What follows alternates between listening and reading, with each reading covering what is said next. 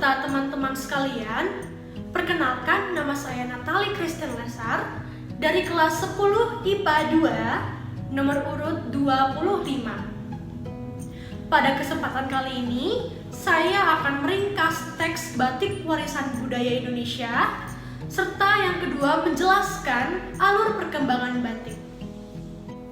Yang pertama, meringkas teks batik warisan budaya Indonesia. Batik warisan budaya Indonesia. Batik adalah teknik pewarnaan kain dengan menggunakan malam. Selain itu, batik adalah kerajinan yang memiliki nilai seni tinggi dan telah menjadi bagian dari budaya Indonesia sejak lama. Sejak Oktober tahun 2009, batik ditetapkan UNESCO sebagai warisan kemanusiaan untuk budaya lisan dan non-bendawi atau Masterpieces of the Oral and Intangible Heritage of Humanity. Secara historis, batik berasal dari zaman nenek moyang yang dikenal sejak abad 17 yang ditulis dan dilukis pada daun lontar. Di Indonesia, batik tidak hanya ditemukan di Jawa.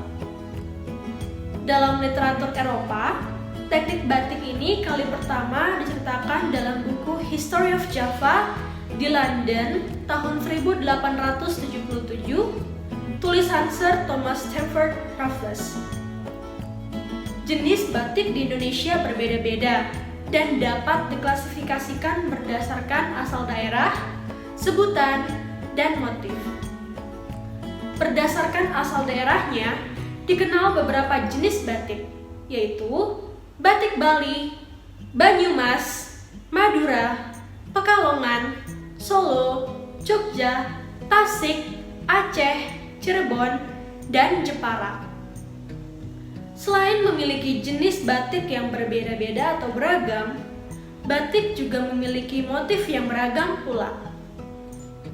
Motif batik tradisional jenisnya sangat beragam, tergantung filosofi dan budaya masing-masing daerah. Salah satu motif batik adalah motif geringsing. Motif geringsing sudah dikenal sejak abad ke-12 di Kediri, Jawa Timur. Beberapa motif batik dapat menunjukkan status seseorang, bahkan sampai saat ini beberapa motif batik tradisional hanya dipakai oleh keluarga keraton Yogyakarta dan Surakarta. Di sisi lain, batik pesisir menyerap berbagai pengaruh luar seperti para pedagang asing dan para penjajah. Adapun pada masa penjajahan Jepang di pesisir utara Jawa, lahir ragam batik tulis yang disebut batik Hobokai. Menurut sejarah, motif Jawa baru lahir setelah Perang Dunia II usai. Seiring dengan berjalannya waktu, variasi motif batik banyak disebabkan oleh khazanah budaya Indonesia yang beraneka ragam. Jika melihat dari perkembangan zaman, ragam warna batik dipengaruhi oleh berbagai pengaruh asing. Secara teknik, seni pewarnaan kain dengan teknik perintang pewarnaan menggunakan malam adalah salah satu bentuk seni kuno. Dalam pembuatan batik, banyak menggunakan berbagai macam teknik. Di Indonesia, ditemukan 3 macam teknik membatik, yaitu batik tulis, batik cap, dan batik lukis. Yang kedua, menjelaskan alur perkembangan batik. Alur perkembangan batik. Periode perkembangan batik yang pertama adalah periode perkembangan batik di Majapahit atau zaman Majapahit. Kerajaan Majapahit adalah salah satu kerajaan maritim di Nusantara yang berada di Mojokerto dan Tulung Agung. Perkembangan batik berawal dari daerah tersebut. Pada saat kerajaan Majapahit memperluas wilayah kekuasaannya, batik pun ikut berkembang dan menyebar. Tatkala menaklukkan Tulung Agung, tentara-tentara Majapahit keluar dari keraton, menetap dan tinggal di Tulungagung dengan membawa kesenian membuat batik. Pada akhir abad ke-19, beberapa tempat kerajinan batik yang dikenal di Mojokerto, bahan-bahan yang dipakai waktu itu adalah kain yang memiliki warna dasar putih dan corak coklat muda dan biru tua yang ditenun sendiri. Dan obat-obat pewarnaan batik dari Soga Jombau, Mangkudu, Nilaton, Tinggi, dan sebagainya. Obat-obatan untuk pewarnaan batik dari luar negeri baru dikenal sesudah Perang Dunia Pertama yang dijual oleh pedagang-pedagang Cina di Mojokerto. Batik cap dikenal bersamaan dengan masuknya obat-obatan untuk pewarnaan batik dari luar negeri. Meskipun pembatikan dikenal sejak zaman Majapahit, namun perkembangan batik mulai menyebar pesat ketika terpecahnya Mataram menjadi Surakarta dan Yogyakarta. Hal itu tampak bahwa perkembangan batik di Mojokerto dan Tulungagung berikutnya lebih dipengaruhi corak batik asal Solo dan Yogyakarta. Yang kedua, periode perkembangan batik di kerajaan Islam. Pada saat Islam mulai berkembang di daerah Ponorogo, Jawa Timur, batik juga ikut berkembang. Perkembangan batik dimulai dari istri Kiai Hasan Basri atau Kiai Agung Tegalsari yang merupakan menantu Raja Keraton Surakarta yang kemudian dikembangkan di pesantrennya di daerah Ponorogo. Daerah pembatikan lama yang bisa kita lihat sekarang ialah daerah Kepahitan Wetan, dan dari sinilah meluas ke desa-desa Ronowijoyo, Mangunkusuman, Kertosari, Sotono, Cokro-Penggalan, Kadipaten, Nologaten, Bangunsari, Cekok, Banyudono, dan Munut.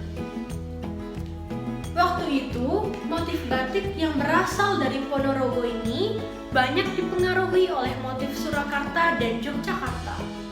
Dalam pembatikan, obat-obatan yang dipakai dibuat dari kayu-kayuan yang berasal dari tanaman pohon tong, mengkudu, kayu tinggi. Sedangkan bahan kain putihnya terbuat dari tenunan gendong. Kain putih impor baru dikenal di Indonesia kira-kira abad ke-19. Yang ketiga, periode perkembangan batik di Jawa.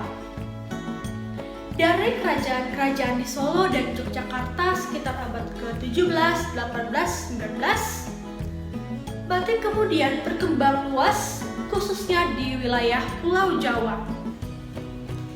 Batik Solo terkenal dengan corak kain dan pola tradisionalnya batik dalam proses cap maupun dalam batik tulisnya.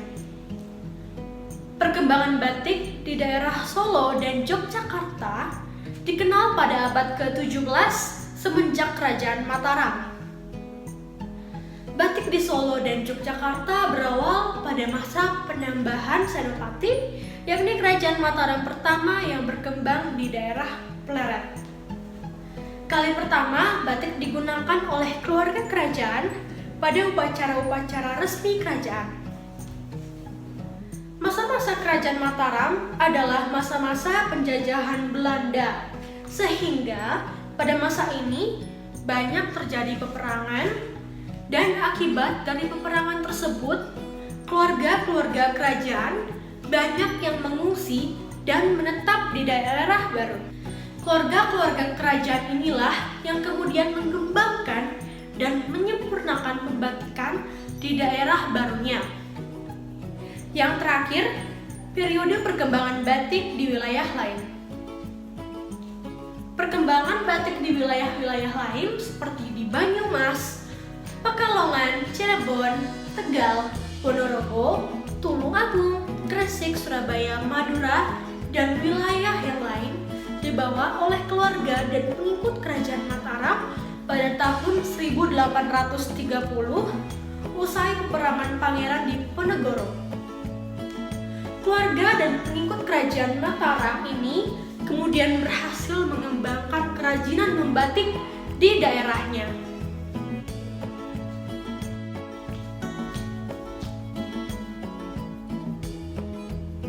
Sekian video ringkasan dan penjelasan saya. Terima kasih atas perhatiannya dan salam sehat untuk kita semua.